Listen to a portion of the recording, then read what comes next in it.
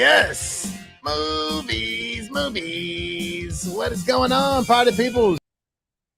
Brothers, thanks for coming back for some more popcorn and a little trilogies and beyond. I got my buddy Ezmaniac joining me right here, just right away. I actually meant to go just straight to me, but I didn't. It was on you too. So there we go. How's everybody doing right today? How's everybody doing, man? Great to see you, dude. That shirt is badass. Well, this one. Yeah, you were just showing it to me literally right before we went live. And that, dude. Yeah, I love it. My daughter got me it for Christmas. It's amazing. Yeah, so you were telling me you got to have a good time with your daughter for Christmas. That's awesome, man. I did the same thing. I got to see family. It was low key. It was nothing crazy. I still got Christmas decorations. I'm in the process of taking them down, but already. Well, you know, I already have some movies that I had reviewed that I'm about to release as reviews that were Christmas movies because it's still the Christmas season. But I'm going to take it down and start working on some other stuff, man. I'm kind of, I don't know. You're already in the future. And it's not that I'm a bah humbug type of guy. I just, for some reason, I'm kind of wanting to, I'm kind of got this like, all right, 2022, really got to do something with this year. Of course, that's what I said with 2021. At least you put a tree up this year. You know, it's a little tiny one, but it's something, right? Yeah. You don't do anything, huh? No trees? Oh no, I usually do, but this year's been a bit of a wild one, so I didn't celebrate it. Yeah. Well, and honestly, man, if you don't have a whole lot of people coming over, if I wouldn't have had videos to do and everything, I'm not sure that I would have put it up. Well, yeah, you're like me. I would have. Yeah, maybe I would have. Now that I'm thinking about it, I think the older I get, the more festive I get. But because when I was like probably in like my mid-20s, I enjoyed Christmas and it was fun. But it didn't like the warmth of it didn't matter to me as much as it does now. Now it's like I kind of want that hug of the Christmas time. Yeah, I mean, we don't have Thanksgiving, so Christmas is the only time that we can do things like that. Mm-hmm. And Thanksgiving is good, but there's no build up to Thanksgiving here. It's literally like, all right, your everyday lives, Thanksgiving, eat a shit ton of food. Yeah. Is Halloween like that? No, Halloween's a big build up. Halloween and Christmas are both big buildups. The entire month, everybody's advertising, everybody's building up to it, everybody's talking about it. Parties all month long, you know. Halloween's huge here, dude. I mean, it's my favorite, no question. Anyways, what are we doing today, Bobby? Dude, we have got the one and only Batman discussion, part 2. Batman, when I say one and only, there's no other comic book character like him, in my opinion. I agree. Definitely the best to read. He's the most tormented, and it's on a deeper level. Yeah, Spider-Man's tormented, and that's fun and everything, but like Batman's life started out terrible. Yeah, it did. You know, there's very little time in his life where it wasn't terrible. And unfortunately, those characters are so much more interesting, which is what's funny about the two we're going to talk about, because we did that Batman discussion the first time, and even though I said the entire franchise on there, we ended up only talking about the first two for the first 2 hours because we loved it. Because it was so good. They're just there's a lot to talk about. Too good, and I could have gone honestly another 2 hours. Yeah, easy. And those are so good.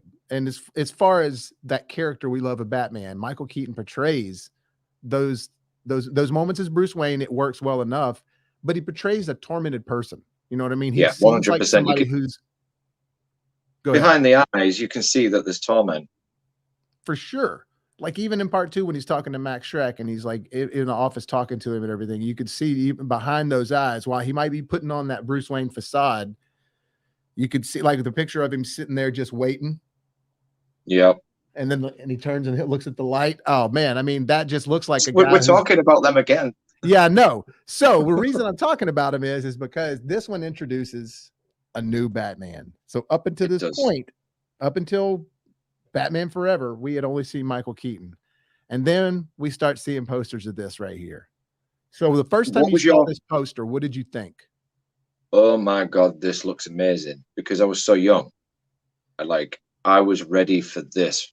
I loved Batman Returns, and at the age that I was at, I didn't really care that there was going to be a new Batman, because that picture, that image, and the marketing for this movie before it came out absolutely blew me away. Batman was my favorite character. I used to love Superman before him, but then seeing that Robin was going to be in it, at the time, everything just looked perfect. His suit looked perfect. I don't think it now, but back then I absolutely adored it. And the music, they had good promotion. They had the U2 song, and then they had Seal, and it was like the excitement was just building. You didn't really get that with Batman Returns. Yeah, I agree with you, man. I mean, Batman Returns was even less of a pop culture feel than Batman. Batman Yeah. had Prince and all that stuff involved with it, and so it definitely had that. It was taking over. Batman Returns did take over, but it was more like in the toys. It took over in like McDonald's. I don't know if that did it over there. McDonald's was a huge. I heard that it was damaged because they couldn't sell the toys because of the violence that was in Batman Returns. Maybe that happened somewhere, but where I grew up, I ended up getting all the Batman. I remember the Batman cups I got from McDonald's, just all kinds of stuff. But yeah, anyways, you know, then when Batman Forever and Robin came out, it was Taco Bell that handled it. I don't know if you remember that. No, well, we had McDonald's over here, and you get these glass cups. Or they were plastic, but they look like glass, like a tanker cup, like a mug. And it would be the shape of the Riddler, or it would be the shape of Tommy Lee Jones, and it was everywhere. The marketing, I remember it, and I was so excited. Man, and like you said with U2, I mean, it was the MTV Batman, and and not just the music. Already, we had already had the crazy U2 song, we had the Seal song, and then when you're watching it, you realize there's like, what's that? The Offspring has a song in there. Smashing Pumpkins. Well, Smashing Pumpkins was on Batman and Robin, but it definitely was a big soundtrack. But even the neon tone to it, to me, that was more of the MTV vibe that I got. Let's talk about how it opens. I mean, it's a different style of credits, a different composer with the music. The only thing that's coming across was Pat Hingle and Michael Goff. Michael Goff and then Peter Goober, I think. Who was they were he? all. He was one of the other producers that was involved in part 1 and 2. Yeah, so I think he's a big Warner Brothers guy. So yeah, you're right. I thought I'd had that downloaded, but the credits are like flying at the screen in a weird way, and like, yeah, it was new, it was different, and as soon as you see the first scene, the tone had changed. You know, the first line was a big thing for McDonald's as a kind of, you know, I'll get drive-through, and it was like, but as a kid, I loved it. Like I thought this is brilliant. Well, because there was only 1 or 2, 3 lines like that really in the movie, whereas Batman and Robin, not so much. But yeah, this one had that I'll get drive-through thing was kind of cool. You know, it worked. And the fact that they had done that, I don't know if you remember the original commercial for the Batman 1, like 1989 one, where it was like, he was like the Diet Coke commercial where he calls Alfred and he's out there and he's like, it seems we need 1 Diet Coke. And then it shows the Batmobile like driving off. And it's just obviously a clip from the film. They didn't film anything extra except the Alfred part. But yeah, the same thing with this, man. It was just, I think, a nod to that when he's like, a good drive through. Everybody's just like, hey, Batman's back, baby. And and we're introduced to him so quick, even though it's a new actor, it's a new Batmobile. But you don't care though, which, man, I can't believe I didn't get that the picture. I was trying to download so many pictures and then I ran out of space. I didn't get a picture of the damn Batmobile, which is stupid. Do you think how do you feel about the Batmobile now? Like at the time, I thought this is cool. It's got lights. It looks cool. I still like I still like Batman Forever Batmobile. I really do. I think that it's got something about it that works for the tone they were going for that film. Yeah. Like if they would have kept the Michael Keaton Batmobile, that real long missile looking thing, which I love. But that felt more like a 1930s, 40s, like experiment. Which that entire city felt that way in the Tim Burton. You know what I'm saying? His whole stuff, like especially in that first movie, the cars and everything just felt old. Whereas this was more of a cartoon. You know what I mean? It had more of a cartoon vibe where it wasn't childish, but it had more of that. It was hip, and the neon thing happened to work. I still think that the Forever one is cool enough. Like if that thing was sitting out right in front of my driveway right now, I'd be like, I want to drive this mofo around the block. You know? Yeah, 100%. It's the one in Batman and Robin that I can't handle. That one's the really bad one. But the one with no roof or shields, and no face like windshield guard either. He's just sitting there. Yeah, it's hilarious. And it's only a single seater. Oh yeah, it's just him, and it's like one little. It's like a kayak. You know? Yeah, So stupid and so silly. It's yeah, like, no, it's stupid. you know, one of the best Batmobiles ever is on the Arkham games because he's like, it actually is like got all this practicality to it as far as what if he actually caught somebody?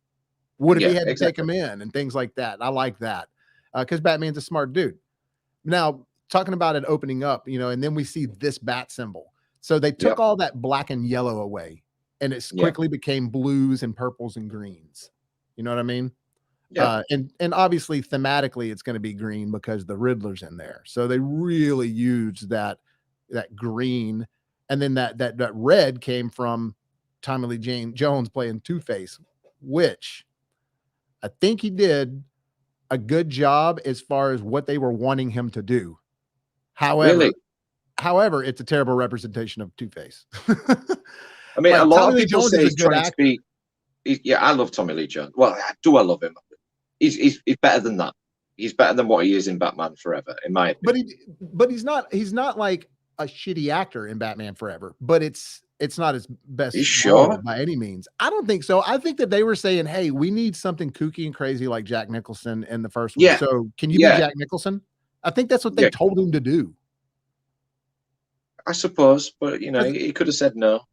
I don't think Warner Brothers had their. I don't think anybody had their finger on the pulse of comic book films at that time yet. You know what I'm saying? So Yeah. everybody involved, like even Jack Nicholson in the first Batman, he was so reluctant about it, even while filming. You know what I What's going mean? on with my lighting? Sorry. Yeah, I saw that. Now, sometimes that'll happen, but Yeah. he Okay. was reluctant to even during filming, and I have to believe that Tommy Lee Jones was probably the same way. But this paycheck was probably so big, and he's like, "Well, shit, it worked for Jack Nicholson. Maybe it'll work for me too." And I think it was too much of a just let me try to do that again because comic book films weren't where they are today. To now, it's like you can do a horror comic book movie, you can do a psychological comic book movie, you can do whatever you want now with the genre. But then they were slightly still kind of frowned upon. Yeah, I You know, think because Two-Face, like we know, and we know now that there has to be the duality, and there was very little of the duality. He was just evil 90% of the time. There's a couple of times where where he throws the coin at the end, and he's like, "Yes, you're right, Bruce," and I'm thinking, you haven't been like this all through this film. but even then, when he's doing it, it's like he's like, "You're right, two sides of the coin." It's like he's exhausted, and he's like, it's like his character is like, "All right, I'm done putting up the show. The Riddler's dead. You're right, Bruce. Two sides of the coin." You know what I mean? Yeah, It's like it fizzled out of him at the end or something, and not enough to make me care about it, really. yeah. I mean, let's face it, it was Jim Carrey's movie. It was. And look, Jim was fantastic in it. I don't care what Yeah, anybody says. I think he worked great again for what they were trying to tell him to do. I don't think that the people had their finger on the pulse with these characters. So I don't think that somebody understood truly who Edward Nygma can be. Like the Paul Dano Riddler we're going to see coming up, that's much more of an idea of what the Riddler is in the comics. He's not a silly, goofy guy, but Frank Gershon in the old series, the yeah. 1960 series, that's not the way the Riddler is in the comics. No, Jim Carrey was exactly. portraying him. Yeah, and again, that's from the director, as in like we want to go for a lighter turn. We want to sell more toys. I think that the director Joel Schumacher was in his head only really knew the 1960s series. I don't think he really was too familiar with anything else. And I feel like Batman and Robin, which we'll get to, is literally just a sequel to the live action Batman movie from the 60s. It is, and it shows. I It mean, it's does. truly the same tone, the same gimmicks. It's fake. Things don't look right, but we'll get to that. This Okay, one, so let's. I Yeah, say Val this Kilmer. one was well. First off, let me just say this one was still produced by Tim Burton. A lot of people don't know that. I mean, his name comes up. It Yeah, does it come up, says but produced by Tim Burton. do you not think that he probably had zero involvement in it? Tim Burton. Yeah, I mean, like they put his name there, but is that not to, let's say, like, look, he's still involved? I think he is what kept them out of making Batman and Robin the first time. I think he is what Right. still made that movie have whatever coolness and darkness it did have. I think that's because of Burton still being involved. I think if he wouldn't have been involved, like he wasn't involved in Batman and Robin, then we would have gotten what we got with Batman and Robin and Batman Forever. Does that make sense? Yeah. So let's talk about Val Kilmer when he first swings down onto the scene of the crime where Nicole Kidman is. There you go. Oh, the way that's where he's on the helicopter, yeah, with Tommy Lee Jones.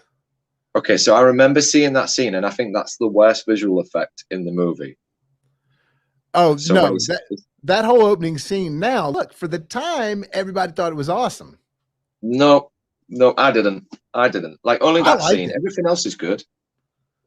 Like, man, I thought it was great at the time. I really did. I thought, like, when I was in the theater, I was like, they didn't do this in the other Batman movies, you know? Well, the first part where you realize it's kind of more comic booky is when he's talking to the security guard inside the bank vault, which is getting lifted by the helicopter. And he says, I need to borrow this. And you hear a popping sound when he takes the hearing aid out. That's it. And he goes, yeah. Yeah. My shoes are melting. It's boiling acid. Yeah. But that suit right there, and like the way Val Kilmer looks in it, I think he looks awesome. Oh, he looks great in it. Well, and that's the thing. They even used a lot of the similarities from that original, like the whole movie, he has pretty much the original bat suit we had seen in the first movie. They reshaped the cowl a little bit for his head, obviously. But yeah, and they shined it up. Yeah. Yeah, it wasn't as matty as the Keaton one was. But it's at the end where we see this whole new, like, what I call sort of the new dawn of the new era of bat suits, because Christopher Nolan's bat suit wasn't that much different aesthetically than the bat suit at the end of Batman and Forever. It just had more working parts that made it actually movable. Function. But as far as the silver armor coatings and all the different padding covering up padding and all that, the toy sales. Oh, for sure. But to me, even as a kid, I thought that clunky stuff never looked as cool as this looked. I hated it, and they did exactly the same in Batman and Robin. Like, you know, worse. Robin's costume. I mean, I love the one in Batman and Robin. That's the best part for me. Like, I don't mind this one, and I thought he was a great casting choice. He looks the part. I think he definitely is the best part about Batman and Robin. Yeah, and he also looks like basically what Tom Welling was to Smallville. That's what Chris O'Donnell was to Robin for me in that universe they were making for that universe. Yeah. And he was fresh out of Scent of a Woman. He was like hot property right then, as in like, yeah, and he really is a good actor, you know, and like this right here, like when I saw that, I was like, oh wow. I was like a modern Robin, like that I believed that he was Dick Grayson, you know. You know, when you watch that scene, like, and you'll have seen the movie probably as many times as me, a million times. And yes, what was Two-Face's intention by lifting the bomb up? Yeah, when he's like taking it out of the ground. Yeah, he's in like, you've got 2 minutes to tell me who is Batman, but then like it's on a winch. Like, why would you take it to the top? It doesn't make sense. I really think, yeah, it's like people are going to be safer the higher the bomb gets. It doesn't make sense. Yeah, and also too, before I answer that question, this was in the time they still had the painted scenes. So this is right outside of the circus, and that just, we accepted that. Did you see? You talk about CGI blowing it for you, but didn't you accept this? I accept everything from the 90s, but towards the end of the 90s, I reference everything to Jurassic Park, and if you don't top the first Jurassic Park, that's a good reference. Yeah, because they did it in '93 and they did it so well. So that's for me, that's a good bar to have. Like if it's pre or post Jurassic Park. Yeah, like I mean? Forget Terminator 2. That was still in its infancy. Like that was brilliant special effects, but there was nothing that beat the Tyrannosaurus Rex for me in Jurassic Park. Well, in Terminator 2, it was still mostly old school explosions and all that. It was only when T-1000 came on when you actually saw this new crazy CG stuff that was really wacky. You know what I mean? That's what I'm talking about. Yeah. Yeah. But so what I'm saying is that didn't happen throughout the film. Whereas Jurassic Park, it's like once you started seeing the dinosaurs, they had to do that for the entire rest of the film. So that whole raptor scene at the end, all of it, you know, whereas Terminator, it was like you're waiting for the evil T-1000 moments here and there. Yeah, but there's still a lot of practical stuff where he's cutting his arm and all that. Love all that. Yeah. Oh yeah, it's great. You know, we can talk about. So how did you feel? How did you feel about Val Kilmer when he went to his office and he had the tunnel all the way to the Batcave. I thought it was dope, dude. I loved it. I I'm love sure he that reaches 200 miles an hour. Yeah. He don't feel sick at all. He just gets straight out, real stern. Yeah, he jolts out and like stands up, doesn't he? I don't know, but he just It's like literally it comes walks out and he's just like boom, boom, and he just like, hey, all right. In reality, he'd be vomiting. Oh, of course. If something goes that fast across the entire city, Who's building that for him? Who's building that? That's the other thing that I do like about the Nolan franchise is they explain how he gets this shit. Yeah. Whereas this one, it's like somebody at some point, the government would be like, all right, we need to keep tabs on this guy because he's starting to order a lot of stuff online and it's starting to get pretty whacked out. And, like, so, yeah, I mean, there'd be a natural intrigue. He's a vigilante at the end of the day. Yeah. So I like in the Nolan one, how they explain some of that stuff. It's like a dead branch, a whole branch of the company that's just like underwater now. Nobody even pays attention to it. So he can just that's kind of brilliant. use it. Yeah. All that worked. So yeah, that's the other thing about these Batman movies. It's like, how does he get the shit? How did he build that? How come nobody's actually? It was cool. Oh, but again, for me, I can suspend the disbelief in these movies because one, it is very cartoonish the whole time. I mean, even look at the Graysons right there. I mean, yes, it's circusy, but it's a nod, isn't it? It's definitely a nod. Yeah, and if you were watching a Tim Burton directed movie, Batman, I'm saying, it wouldn't have looked like this. Even the circus would have been. It would have been. I'll just put my jacket on, bro. It would have been more like the train driver and his monkey in Batman Returns. You know what I mean? Yeah. It would be a lot darker, but more maroon colors. Mm-hmm. I'm loving the fedora with the Rocky thing vibe, by the way. You like that? Oh yeah, for sure. Good. But I do have a lot of enjoyment. Like a lot of people, when they refer to the first two Batman were awesome, but the last one sucked. And a lot of people compile this one and Batman and Robin into one film. They don't realize that there were two movies. Yeah. And I'm talking about some of the fair weather people. Well, yeah, I think a lot of people were kids when they came out, and so they just didn't realize they were different, because I do think that there's a lot of good about Forever. I love Batman Forever, and I know that it has its flaws, but if I want to have an enjoyable experience, I will choose Batman Forever over Batman Returns any day of the week, even though I love Batman Returns. Well, Batman Returns, I feel like, is more of a character study of a film. You get deep into the similarities of Selina. They have the whole mistletoe is deadly when you eat it thing, and it's not really grandiose and comic booky. You know what I mean? Whereas this was fresh, it was new, and it was exciting. And for my age group, which is your age group, it was good. It was welcome. I think it's beautiful. And the way that, like you said, it freshened up the whole franchise for everybody. It got people involved again. I think that there's a lot of people that didn't like Returns because it was too dark. Yeah, I think that 100%. I know my mom, she was like, I don't understand this movie is kind of weird and cold about Batman Returns. She really enjoyed Batman Forever in the theater with me. Like she liked the whole Nicole Kidman vibe, and she couldn't relate to Selina Kyle in Batman Returns. Yeah, I mean, Nicole Kidman, I mean, she's obsessed with Batman in this film, and obviously she lures him in with the bat signal, which I don't know why Commissioner Gordon allows her to do that. Like, she's dressed in a lingerie. He's a pretty stupid commissioner in this entire franchise. That's one of the things is wrong. That Commissioner Gordon is just bad from the get-go. Wasn't good even from the beginning. Even though he's got some great lines in the first one. Hey, great, he answers to me now. All that's great, but it's not the Commissioner Gordon from the comics at all. Yeah. Gary Oldman nailed that. Carrying him on, I mean, I don't know why they carried him on. They didn't need to. Alfred was perfect, so yeah, I get that. Alfred worked to carry him on, but the commissioner, by the time he got into these movies, he was a goofball. Yeah, I mean, he was. Let's not even. We'll mention him in Batman and Robin. He's horrific. But he's just as bad in this, in my opinion, like this right here when they're on the scene. With this part is cool, and one of the things I think we need to mention about these two movies is while they are sequels to the first two films with Michael Keaton, they clearly connect them. Yeah, but only a little, and they also clearly want them to be separate. Does that make sense? Do you agree?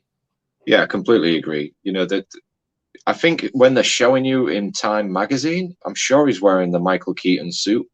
Like, she's obsessed with him, isn't she? So she collects things on Batman. And there's a photograph, and I think, is that Val Kilmer, or is it Michael Keaton? Like, he's definitely. Even the lighting of that photograph looks more of like when they were on set in the first movie or something. Yeah. So yeah, you notice it, and you get the vibes, and it's like saying, like, we've not forgotten what's happened in the past, but we're giving you a new future. Yeah. And people were okay with, like, do you remember at some point it was like, who's the next Batman going to be? Like, even before, like, even after this movie, people just wanted a new Batman. Well, I only knew Val Kilmer from Willow, and that's one of my favorite films. So when I heard he was going to be Batman, I was like, wow. And you know, you look now on the internet and everything, you can see, you know, who's contracted to other, you know, roles. But when they said George Clooney, I knew him from Dusk Till Dawn. I didn't know him from ER because I never watched it. I knew him. So I was excited. Yeah, I was excited too until I saw the first trailer. And once I saw the first trailer, I wasn't sold off of it, but that was definitely kind of like, ugh. But we'll get to that because I got a couple more things we got to look at in here. Well, so what did you think of the plot of? I thought the riddles that the Riddler was doing was fantastic. This made no sense. Like, sucking people's brains. Yeah, and like, I get it. He wants the reason for them to work together is because he wants money to basically to be more powerful than Bruce Wayne. He's obsessed with Bruce Wayne, and you kind of feel sorry for him, and the way he's got the costume on that machine in his apartment. Oh yeah, that's right. Yeah, he's trying to figure out a name for himself. Like, he's always been a bit of a douchebag. You can see the Riddler dolls in the back and everything right there, and yeah, and you feel sorry for him. You have empathy for him, even when ours was edited in the UK, so when he kills his boss at work, they didn't have any spiel. So Fred Stickley, I think he's called.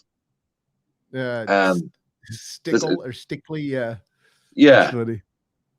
Yeah, because like Bruce says to him, you know, what is it about suicide? You know, it's not covered, and he's like, no, full benefits, as in like he was a good man. But in the one we had was very edited, and like he's talking to him when he's got the helmet on, and the helmet's holding him. Like, I've seen the one that came out in the theaters that you guys have always seen, but over here it was different. He literally just gets pushed out, and that's it. Oh, gotcha. Yeah, when he's holding from the head, it's way better. Yeah. So he's just had enough. He's had enough of his ideas not being appreciated, and I kind of understand that. He's the underdog.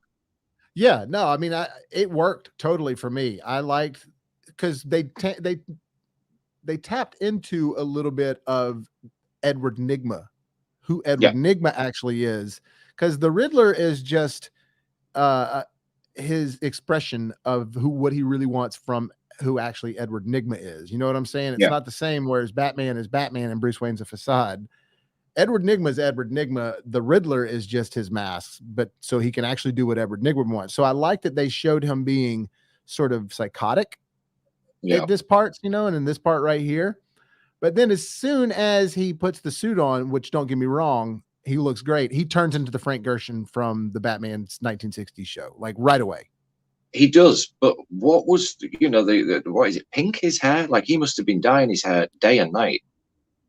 Well, like, and in reality.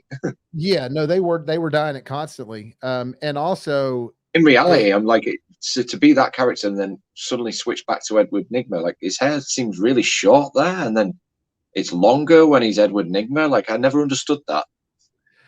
Yeah, I think that's just them. Literally, I really think they're saying, oh, the audience doesn't care about that stuff. They'll just think it's like, you know, Clark Kent when he's got the glasses and all of a sudden he's, you know, they just think it's costume change.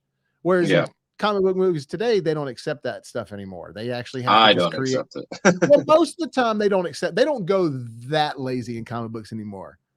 In the movies, it's what I'm saying. They usually try to give you some sort of reason. Like these days, like back then, they would create the costume and it would look shitty sometimes. These days, sometimes their natural features can kind of be a part of the costume a little bit. Like, you know what I'm saying? They just get smarter with it. with Yeah, costumes. In my and the opinion. actors are prepared to bulk up beyond bulk, like Right. form and stuff. Well, Like Val Kilmer, we've spoke about this before. but that's another thing. I don't know if you knew Yeah. about this though. Jim Carrey wasn't allowed to eat a whole lot on the set, To keep him so slender. so he could stay in that spandex, that leotard the whole time. So that was another thing. Whereas a lot of people got to bulk up, he wasn't allowed to eat. Well, I could kind of understand that because he's got like the perfect mannerisms for it, and he must have learnt the cane because the way he chisels that cane. He Superb. actually talks about that behind the scenes. I don't know if you knew this, but if you ever find the Blu-ray, you know how they have the 4-disc movie packs you can get, like if it's like all 4 of the Lethal Weapons, and it's got that kind of, they all look the same on the, except they'll show like the 4 posters divided on the front and all that. Yeah. They've got one of the first Batman movies.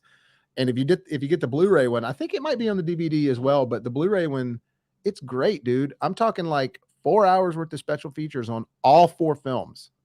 So you get to see Joel Schumacher apologizing on Batman and Robin. I've seen that. Yeah. Okay. So, but they talk about the same stuff with Batman Forever and how Jim Carrey, like literally practice with that cane. Like he became a master at it. As a kid, I didn't know that Val Kilmer was having an affair with Drew Barrymore as well. Like I didn't know that either. Yeah, that's why he split up with his wife. What? Google How did I not know about any of that? Well, no, but that's just something. I'm a fanboy. I'm a fanboy too. You care about the demise of people. I just want to see the fun movies, right? Yeah. Speaking of, there was problems. Like I always thought he was sleeping with Debbie Mazar, who plays Spice, but he wasn't. He was with Sugar. Now, which one would you choose? Both of them. However, it depends on my mood, I guess. They look great. That's all I can say. They were also at their prime right then too, Yeah. But what did you think about? See, that's another thing. So, did you like the fact that they went so crazy with Two-Face to where he had like 2 lives? Yeah. If they would have shown a more human side to Two-Face, like I said, the duality, then I would have understood it. But he's like evil in both sides. Like, right. He's torn between the two, but they're both bad guys. They're not. It's not like the fact that like one side's giving him like this type of liquor and the other one's giving him this liquor, and then the other one's giving him this nice food, and the other side it's like charred boar, and you know what I mean? Like, yeah, it's just very comic booky. And then when they stick the things to the heads, and one of them's watching a devil cartoon and the other one's watching like an angel cartoon, it was just so like, it's so silly. I mean, the imagery there is all great and it looks cool, but it's extremely silly. And again, this whole machine, like what's up with this like 1930s blender, I don't know, but apparently it can suck in your brainwaves, and your brainwaves are green just because the Riddler's green. Yeah. I mean, again, like I was talking about, thematically, they went with the green on this film hardcore. Yeah. Now, they tried to spend some money on like the big sets and everything like that party that they're at and everything like that, which I love that. I also love it when I'm trying to find and I'm trying to find the picture of it. It's where he's swinging down backwards. I thought I had it in here, but I guess I don't.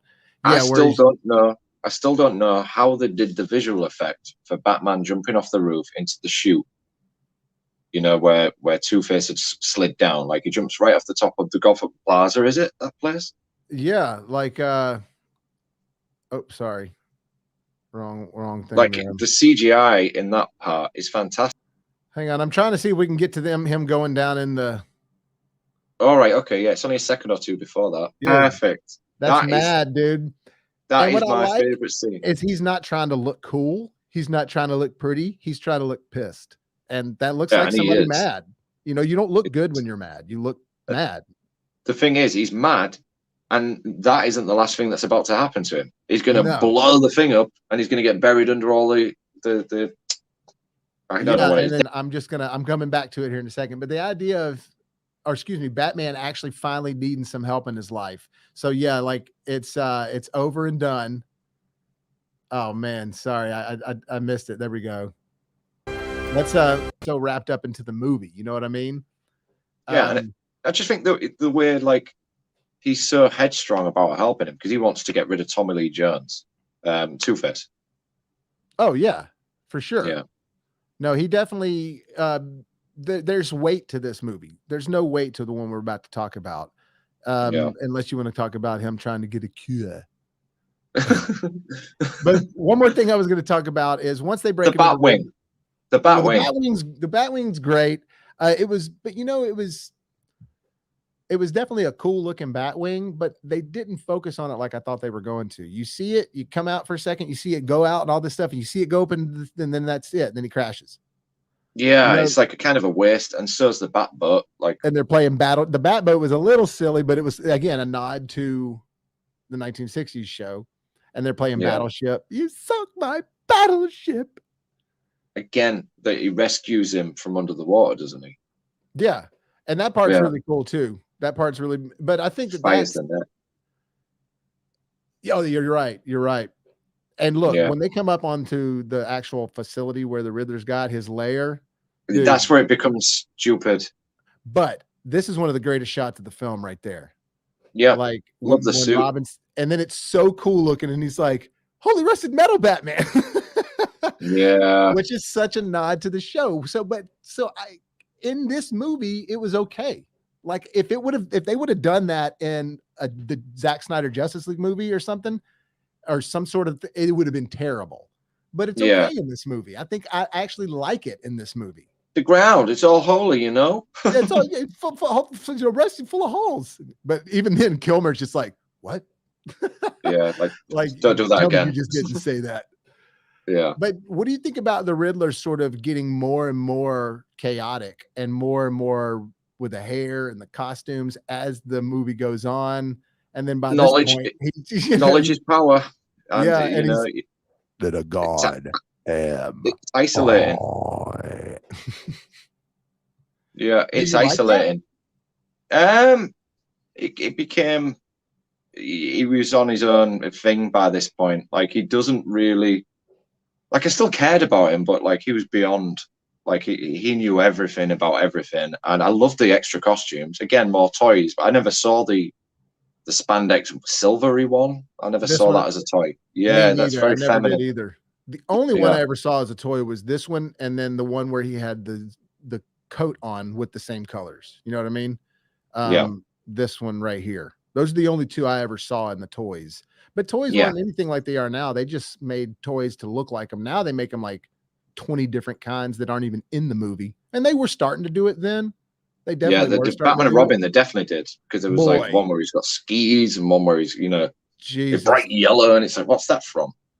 It's not, it's stupid. No, Batman and Robin, let's go. Well, look, I just wanted to say one more thing. I liked Kilmer's Batman. I thought he looked good in the suit. I thought he had the face for it and everything. I thought he was a good Bruce Wayne. I also thought it was funny how he looks like this with Nicole Kidman, and at the same party, Jim Carrey's trying to look just like Bruce Wayne. Yeah. How's my mole? Yeah, that part was really funny. We also got Don the Dragon Wilson in there. A lot of people don't know that, which is awesome. Yeah, I remember that. A true and real kickboxer, like that was a star. A lot of, he wasn't, a lot of people think that, all those guys just are, for the movies. And Van Damme was a fighter of sorts, but Don the Dragon Wilson truly was like an actual badass fighter. He'd take beatings and stuff. Yeah, I remember that. And then the other thing that I did like about this movie is there was some cool points with Robin and him once they're talking about, don't kill him. Basically, Batman's trying to tell him, don't kill him. He's like, all right, let's do this. We'll do it together.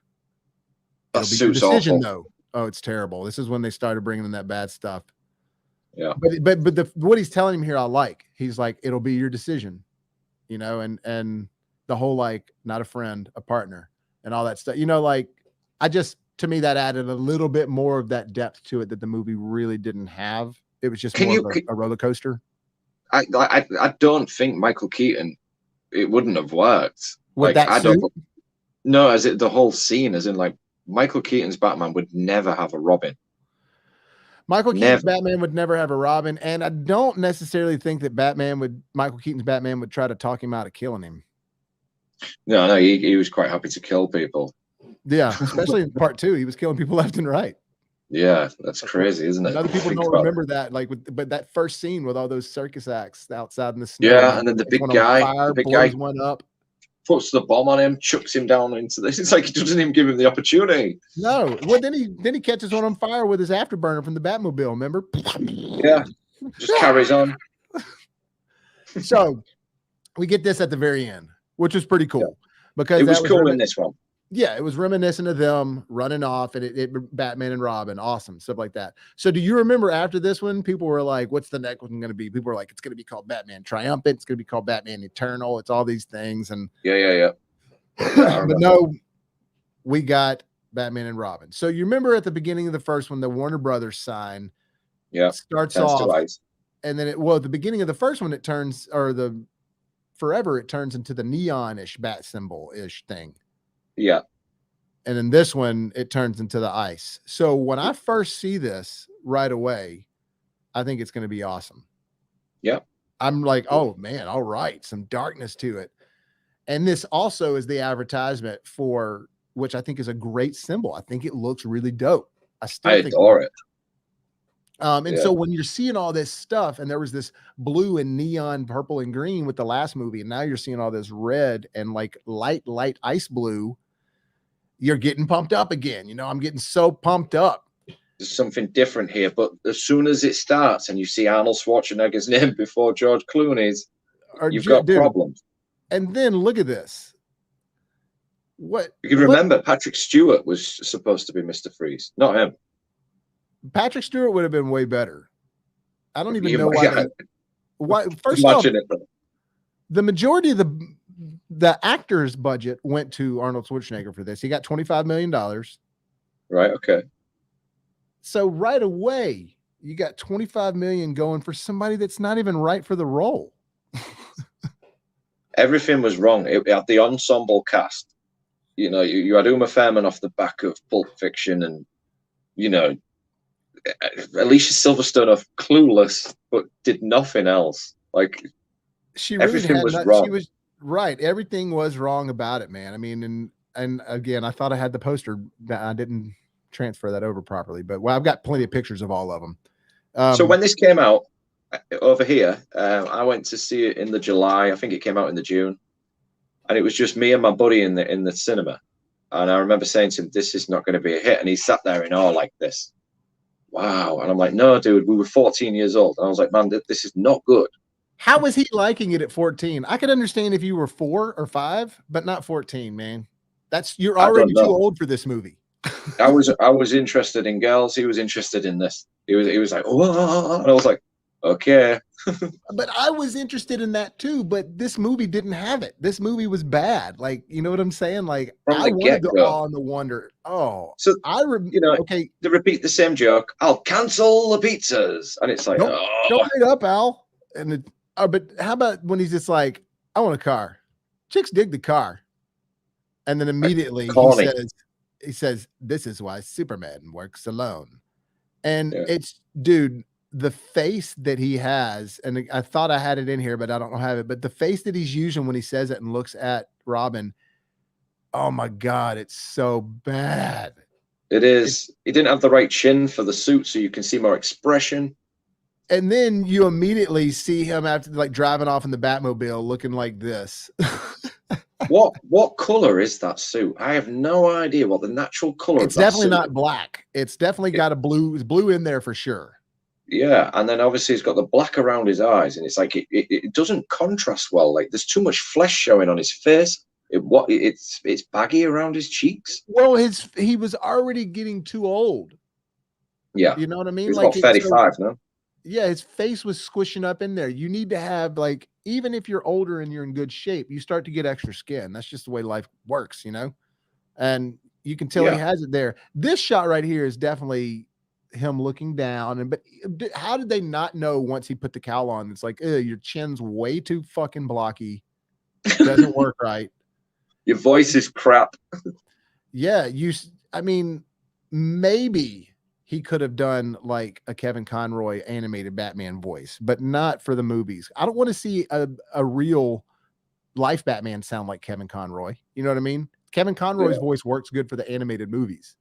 This is why I love the Christian Bale voice. Like, if you don't want people to know who you are, you change your voice. Like, why would you not change your voice? So yeah, a lot of people dogged on the changing voice. I thought it was great. The only thing that I think that would have been smarter is if he would have just had a voice modulator, because that makes more sense. Yeah, I mean, but that's a different franchise. But like that part where he's dropping the guy on the rope, and it is like, swear to me. That's scary, man. Oh, it's beautiful. Yeah. I mean, it's. I remember seeing that in the theater and just being like, ah! Yeah. Like, and the idea of Batman is supposed to scare you. And if you read the comics of Batman, there's so much narrative going on, because that's the beauty about comics. There's always narrative. You know, you're always reading narrative, and the way they describe what's going on inside Batman's head and the way that they always depict this character is a very dark, sinister dude. Yeah. So when Bale was doing that, it very much worked for me, and I loved it. So yeah, you're not going to hear me complain about Bale with the voice or anything like that. And I think that Clooney is just phenomenal actor, but he sucks at Batman. And when he's driving the car on the way there, right away. So you have development of characters in the last movies, even Batman Forever. You have development of Edward Nygma. You don't have development of Two-Face yet, but you saw him kind of in other movies, and they talk about what happened to him with the acid on the face a little bit in Forever. But this one, it's just like, there's a new villain in town, Mr. Freeze. You know, and he's listening to this by Commissioner Gordon in the car. And then right when he gets there, he jumps in and he stands in. He's like, hey, Freeze, I'm Batman. You know it's going to be a dud. And then he slides down the dinosaur. Oh, God. And like he's surfing. You could tell he's on some sort of device when he slides down there. And then, of course, when he gets down there, we see this. What killed the dinosaurs? The Ice Age. Yes.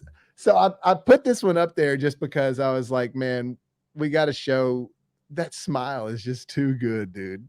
Like, do you think that Arnold was completely just like, I'm going to give it my all? Or do you think that he was in one mode and stayed in that mode?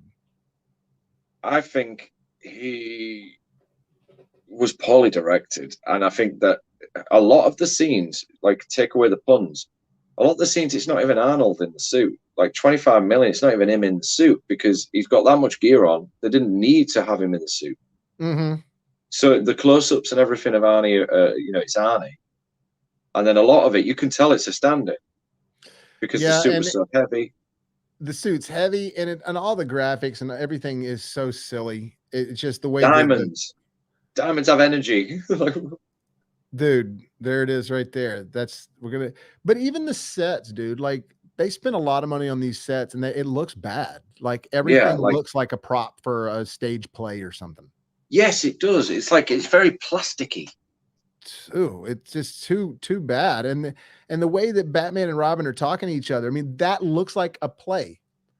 Yes, it does. It does. And then obviously they do the thing with the feet, and they click, and then the ice blades come out the shoes. Like, there you go. Of course, I'm gonna get a picture of that. Yes, dude, that is too good. And it's like, first off, if they told them while they were getting ready, this guy named Mr. Freeze, and he's iced over the museum, okay, I could see them maybe putting on the right boots. But they learn about Freeze on the way there. So they just always have ice skates in there. And again, where do they come from? Where do they come from? It's so like stupid. There's a device for everything. Do you know what I mean? Like, well, which is how the 1960s show was. Yeah. Yeah, the shark repellent and all that. You know, and again, I love that for what it was, but the 1960s show was very self-aware and clearly a comedy. They were not trying to make a serious show. They were very open about that. You know what I mean? So that was cool. It worked. I enjoyed it. I have every season and the movie. But this one, flowing after something like Batman 1989, which was arguably reignited or sort of started the spark for comic book movies. X-Men and Spider-Man were the two that really blew it up. Yeah. But Batman 1989 is what made Hollywood be like, if done right, this can work. You know what I mean? I just think that movies I think like that Batman Warner Brothers. Go ahead. Warner Brothers got involved and said, like, make this for children. Because if you read the blurb on the back of the video cassette, it says, in the new fun adventures of Batman and Robin. The new fun adventures. And that really bothered me. As soon as I'd seen it, but I thought, the fun adventures, as in, like, you're even saying it yourself on the casing. Yeah. What do you think? I just don't understand what they thought they were going to do with it. Like, sell toys. The whole thing was a toy commercial. And it was, but did they make that much money off of toys? No, because they didn't even have the designs yet. They'd already given the go-ahead to the toy company. So the Mr. Freeze figures that they were releasing didn't even look like Arnold. Or it looked more like what you get from the animated series. Because I bought it. And, like, there was no likeness, no nothing. So the whole thing was just a disaster. Not just the movie. The whole... All of it. Poison Ivy, the birth of Poison Ivy, Dr. Woodrue, Bane, all that. But I'm talking about not even considering the movie, just the whole era of Batman and Robin with the toys, the setup, the business deal that got acquired. Like, the whole thing was just a disaster, I guess. Because now what you're telling me is the way they did the toys and made them without clearing it. It sounds like a whole, like, that's a period of Warner Brothers they'd like to forget. Yeah. Not even just the every quality actor in of that film, movie. like, just everything about it. It's like, no, the toys, it was a bad experience the whole time. I actually went off Arnold Schwarzenegger because I'm pretty sure he did Jingle All the Way straight after. And, like, I thought, what are you doing? Like, what are you doing then? Obviously, he was goofy in that. See, and I think I knew he was doing that kind of stuff, and I think I was with you. I was kind of off Arnold Schwarzenegger, but I also thought that he was done. I thought that he was starting to, like, be done. Kind of like Stallone was for a little while. He'd done Junior, which was a flop. Like, they were trying to recapture magic from the Twins. Was good, yeah, but Twins was fantastic. Yeah, I'd say up to Terminator 2. You got a Razor, but that was not a massive hit. I like it, but it's not a hit. I feel like there was another one that was a big End of Days. It wasn't. I guess it wasn't a massive hit either. It wasn't. And True Lies. True Lies was a big one. Yeah, True Lies was a big one. And that's a solid flick. But we're getting off on talking about Arnold now.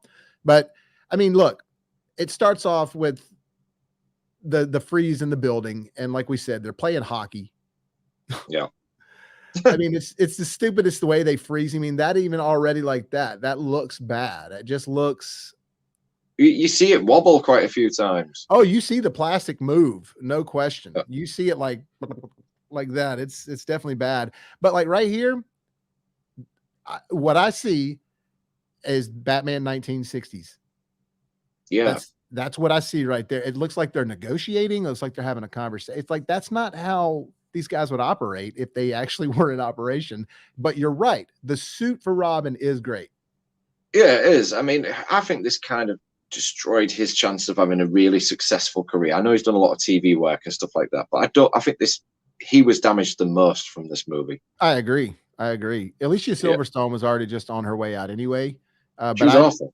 I believe that you're right, because he'd done Son of a Woman. He had done all these other things that were good. And I just using Son of a Woman as an example. There's more. Fried green tomatoes. I do think that this actually kind of, however, the TV, we never know what's really going on, because a lot of those guys in TV end up doing it because they have families and it's a 9-to-5 job, and they work in the same city. I do have some positives in this movie. Like, I think Alfred's great in it when there's an emotional scene between him and Bruce and there's flashbacks. I can't. It's just so.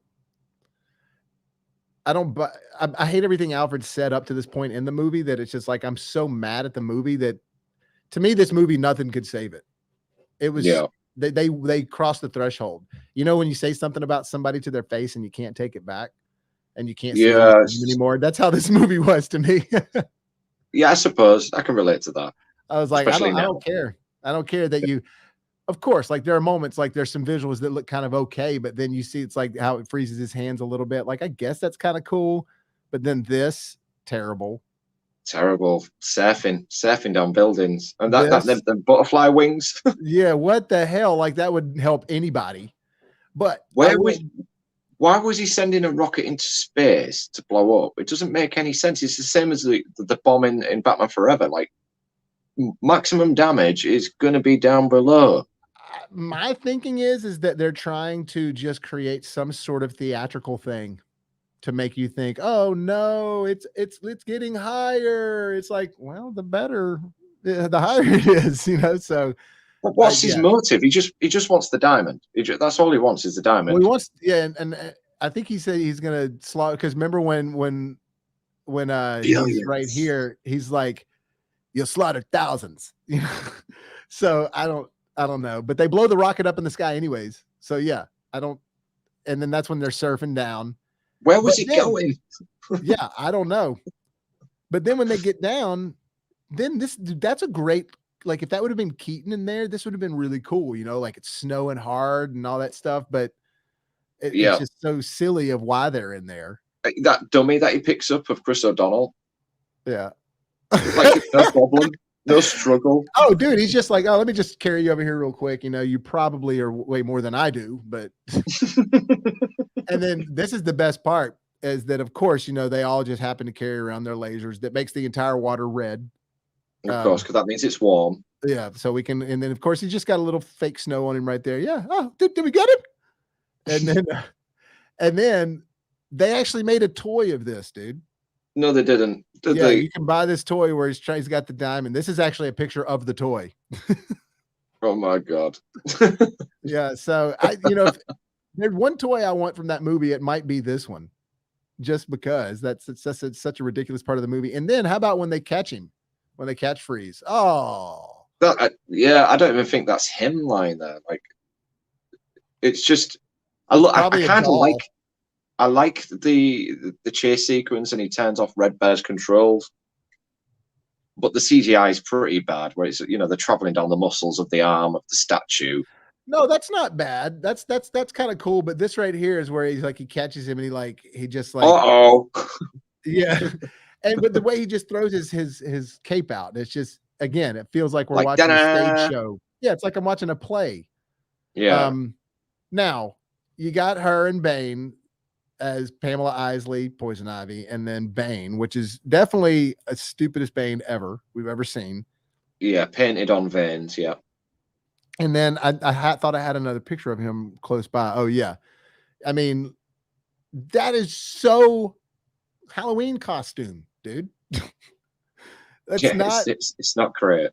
Well, who decided like this is going to look good on film? It's like, man, this literally looks like they spent maybe $100 on it. Maybe, and that's probably because they got tubing and shit from Home Depot. I tell you, the merging of the skinny man turning into Ben, the visual effects are quite good there. Oh, that was really good. I have to agree with you. That worked really well when they had Lionel Luthor as his doctor. He's awful in this movie. Like, that is just cringeworthy. Yeah, like he's a great actor, but it's just, oh God, everything about I hate that scene. But again, I don't think he's doing a bad acting job. I think that Joel Schumacher's like, I want you to play an evil mad scientist like Vincent Price or something. You know, like I think it's what he told him to do. I think it's like Yawn. It's like the origin of the next thing. Think about how she is, dude. She's and she's a great actor. She's so overacting in this. And it's like, okay, but it's unethical. And you psycho. Yeah, I mean, it's so silly. Now, of course, she's smoking hot at this point. You know, I'm bored by this point. Me too. And it's so silly with like the vines hanging off of her and everything. This whole time, first off, you and me I think we're agreeing within the first few seconds of the film, we were like, uh-oh. This is done for. Oh, I was mad. I had waited, like, I was in driver's ed at the time. It was during the summer. I just got my license. I'd driven like a bunch of my friends. We had all drove to the theater. I was selling it to all my friends because I was like, we all love Batman Forever. And I'm like, dude, just wait. I'd love Dusk Till Dawn and shit, you know. So 1997, right? Yeah. You tell me one good film that came out in 1997. Everything was bad. Alien Resurrection. Lost in Space, I think, came out. The Lost World. There's definitely some good movies. I just have to, rehash them. But maybe all the blockbusters were bad. The blockbuster movies, I'm talking. Like everything that you were supposed to get excited for. Godzilla, I think that came out. Was that the year after? I'm not sure. But everything was just poor. I think what happens in Hollywood is they definitely do get caught up in their own little trends. things that aren't even trendy. But like, if I think they're like, well, so-and-so and so-and-so studio's doing this. Kind of like the way Schwarzenegger and Stallone were, their Yeah. actual careers. They started battling each other. Like, I'm sure you know of this, but like, I'll make a comedy, you make a comedy, and then it's like, no, you can have this one. Stop or my mom will shoot. And it's like, and then it was a trick. Yeah, you knew about that. Whereas like he basically, Arnold was like, make Stallone's publicist think that I really want this role. And so Stallone was like, he really wants it. I want it. And they got it. And then obviously Schwarzenegger's like, ha, ha, ha. And they did that a lot. And I think that studios will do that sometimes. And I think they get wrapped up in their own little game and thinking like, this is what we need to make. And this is really going to surprise them or something. And then it's like, uh-oh, screwed it up. Well, how about when she kisses Robin and he's got rubber lips? Like, stupid. They're immune to your charms. Yeah, and you can. It's like it only is even covering up like one little portion of his lips too. It's like, what are you? That's the silliest thing ever. Now, again, smoking hot. But this scene, the dance scene with the gorilla, what was the point of it? I don't know. To introduce herself to the world, but like he could have captured her right there and then if he knew anything about her.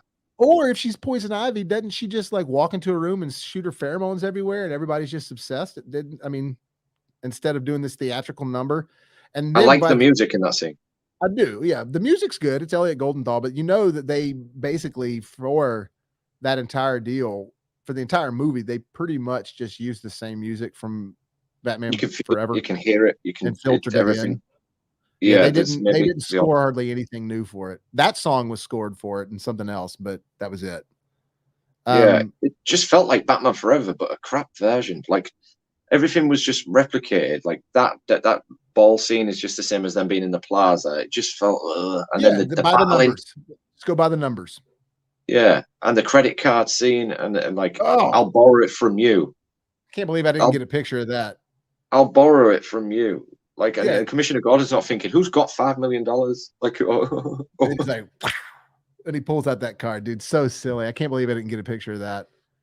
And then look, when I saw her like this, I was like, oh, sweet. This is going to be poison ivy. I was like, all right, the vines are a little on the nose, but this is cool. Like, it's hot. It's awesome. And then this is actually what we get. 1960s style. What the dude, I can't handle it. I did not like the way any of the fabric looked or anything. Like, I would have been really cool with her being like this for the entire film. Like, I thought it would have been more flesh. Yeah. Well, but even then, it's just like if you're seductive and people do things for you, you're sort of like a witch in a weird way. And so you can, it just worked. But this whole thing, again, Halloween costume. That's all I see. A stage production play for high school. It's awful. It's worse than both Tommy Lee Jones and the Riddler's costume. It's just, it is bad. Now she's a little attractive there because she's got the whole like kind of like shoulderless thing, but even the whole things on her eyes and all that, I hate it. The hair's way too bright. And this, like they're just talking. It seems like you're watching a play. Yes, it does. Every time they're interacting with each other, there she is, Alicia Silverstone. What a bad actress, dude! So bad. And honestly, you're compost. She's less hot when she has all the outfit on. I agree. Like I'm not taking anything away from her, but that is one miscasting. Oh, it was. First off, she's got red hair. They didn't make her Commissioner Gordon's daughter, but I guess it wouldn't matter because we didn't care about Commissioner Gordon in this franchise. So she's Alfred's niece. Alfred's niece, and she grew up in London, but has an American accent, and her name's Barbara Pennyworth. What is it? It's so stupid. And that password thing, and she thinks back, oh, Peg. Why does that? What person watching that movie did that moment connect with? I don't know. It's like he thought he was going to die, so he was passing a message on to his brother, who's on a floating something as a butler, and like he's going to receive this disc saying, "I've been looking after these two superheroes. I need you to come and look after them." Like, oh. I like that you thought that out too, because I didn't even go that far with it. But yeah, it doesn't make any sense that none of that would happen. I've seen this film so many times. Oh, I have too. I still watch it because it's fun to watch. It really is. It's not a great film. It's a terrible film. It's one of the worst films ever made. But because of it, it's so bad that you can have fun with it. But every time they're talking, anyone having interaction together on this movie, it's all silly.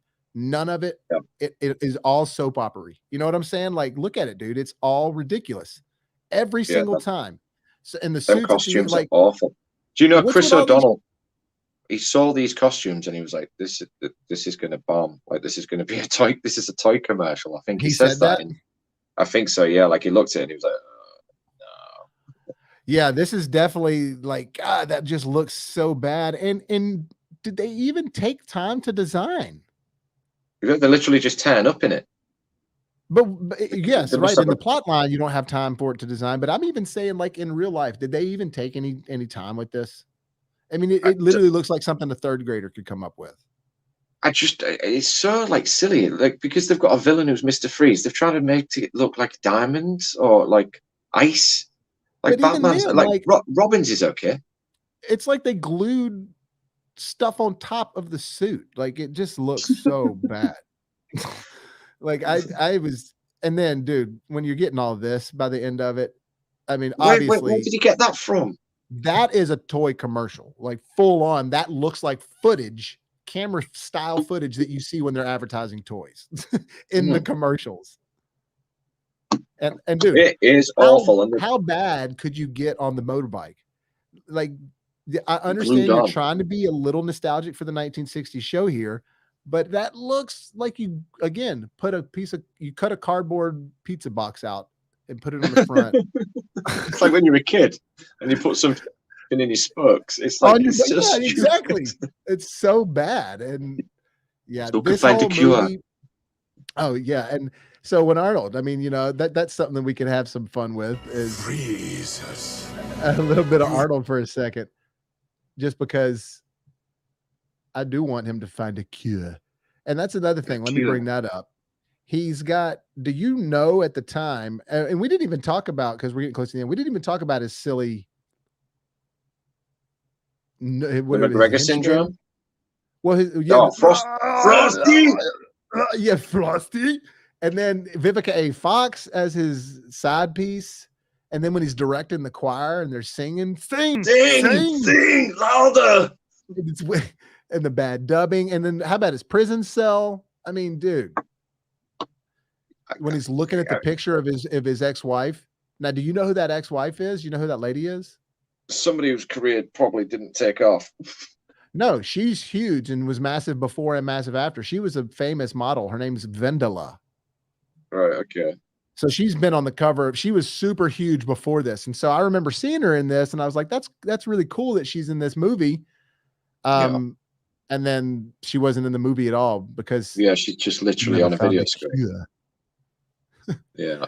So don't you, so for anybody watching this, you know, Arnold's got his funny voice and he always talks about, you know, he says things like over there, you know, here. And so when he says cure, and then he's like, and I won't stop until I find the cure.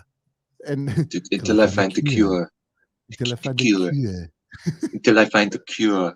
It's winter forever here in Gotham. It's winter in Gotham. So they got to have that on here. So we're going to wrap this up. First off, we like Batman Forever. This movie is terrible. Batman and Robin. The decline starts in Batman Forever. It starts there, but it still is a very, very salvageable. Like if the other two are at like A+ and an A-, this one is definitely, Batman Forever is a B+ or a B. This one's an F. Batman and Robin's it's so bad. Yeah, G. It's said it's not good. And we also see this at the end too. Now they have all three of them going. Awful. Yeah, like he would let it be on the team. Like they need 3 of them now. Like what? Well, and the thing about Batgirl is that she's never on the team. Well, she's does her own part thing. of the squad. She does her own thing, and then she kind of communicates with them. But she's not even Batgirl all the time. It's only like when she kind of has to be. But this, and she uses a gun. In the comics? Oh, in the movies, the cartoon comic movies that have been coming out, I'm sure she uses a gun. Maybe. Yeah. Well, there's been a few different Batgirls now. Cassandra Cain's my favorite Batgirl, but that's a whole other conversation. But I just thought I had to show that last one since we showed the other one of them doing that at the end of Batman. And I already got up and started to walk out as that was happening. It was like, I'm out of here. Well, and that was before the post credit scenes were a thing at all. So yeah, I was the same way. I was like, oh, here's another shot of look at that. Oh God. She takes off her mask at this point. It's like, what was the point in that mask? Yeah, why'd you even have it if you're just going to take it off the whole time? Yeah, it was bad. So if you had to give Batman Forever a grade, would you agree? Maybe like B? Now I would give it a B minus. At the time, it was A plus. At the time, it was A plus. It's my earliest memories. I went to no, it's not my earliest memories, but I had a lot of fun with it. Like when I think of 1995, I think of Batman Forever. Well, it was a lot of fun. Yeah, so I've got a lot of fond memories for it. There's nostalgia with it for me. You could turn on the radio and you'd hear a song, you'd be like, oh, Batman Forever. You know, you could turn on MTV, watch the video, and be like, yeah, Batman Forever. And I'm with you. It was definitely. When I listen to the Batman and Robin soundtrack, I feel guilty because it reminds me of Batman and Robin. Like, I still love Batman and Robin, but the soundtrack. The soundtrack's good. It's got a lot of great songs on it. But then I hear it in the film and I think like, oh, that like motorcycle chase that they were on, and it's like all of it. It's not good. Do you know the Smashing Pumpkins song that's in there? I love that song. Yeah, you know that's what that remix version is what they use on Zack Snyder's Watchmen trailer. Yeah. There's two versions on the album. Mm-hmm. You've got the slowed down use one. that slowed down one on there, which I think is great. So, yep, done. That one sucks, and Forever is great. So let's send this off with a little bit of fun with Arnold. All right. Yeah. So let's have some fun here. Freeze well. Stay cool, bird boy. Can you be cold, Batman? You have 11 minutes to thaw the bird. That's one we forgot to say earlier. Breezy. Yeah. I'm feeling hot. I doubt that. Unlikely. Don't fancy him. All right, so we have to talk about that real quick. People watching this might not know. So they dubbed that really bad. What does he say that? I don't know what he's saying, but he's saying it's winter is. I thought he said his winter is forever in Gotham. Yeah, I get that, but what is he saying underneath it? Like, I have no idea, but people watching this, just watch him, and you'll see that it's been dubbed over. To my demands, it's winter forever here in Gotham. It's like an old kung fu movie. I hate when people talk during the movies. Yeah. Cool party. Oh, Commissioner, you have 11 minutes to thaw the people. It's a cold. too much, man. Like, at this point, I had stopped being angry. Always winterize. And I was starting to laugh in the movie. But there was like the first 30 minutes of the movie, I was really, really mad. Like I was pissed. I just wanted it to end. The blood will freeze in my hands. And feel it freeze in the hands. So I think we got all the good ones. Freeze in hell, Batman! And I've come to make your life a living hell. This annoys me. Prepare for a bitter harvest. Sharing a cell with a woman. Yeah. And he's got his suit on. What? Yeah, with diamonds. Wouldn't he be able to just get out of there? So there we go. Oh dear. I give you credit. Edited by Dan somebody. There we go. There we go.